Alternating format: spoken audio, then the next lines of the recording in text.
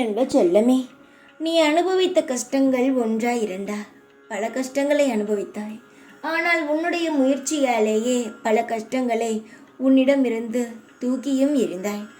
வாழ்க்கை முழுவதும் ஏதேதோ கவலைகளால் நிரம்பி இருந்தது உன் வாழ்க்கை. எந்த ஒரு நிமிஷமும் பயம் இல்லாமல் நீ இருந்ததே கிடையாது. இவற்றையெல்லாம் பார்த்து உன்னை சந்தோஷப்படுத்த வேண்டும் என்பதற்காக இந்த தேதியை நான் உனக்காக தயார்படுத்தி வைத்துள்ளேன். இந்த தேதியில் உனக்கும் உன்னுடைய ஜென்மமாக சம்பந்தம் உள்ளது. உன்னுடைய வாழ்க்கையில் எல்லாம் மாறப்போகும் நாள் இதுதான். ஒவ்வொரு நிமிஷமும் அழுது கொண்டு இருந்தாய். ஆனால் பார், இன்றுக்குள் உனக்கு ஒரு சுப நிகழ்ச்சி நடக்கும்.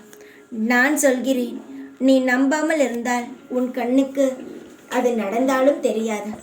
நடக்கும் என்ற நம்பிக்கையில் பொறுத்திருந்து வேடிக்கை மட்டும் பார். நான் என்னவென்று சொல்லலாம் விரும்பவில்லை. நடந்ததற்கு பிறகு நீயே என் ஆலயத்திற்கு வருவாய். அந்த சந்தோஷமான செய்தியை நீயே என்னிடம் சொல்வாய்.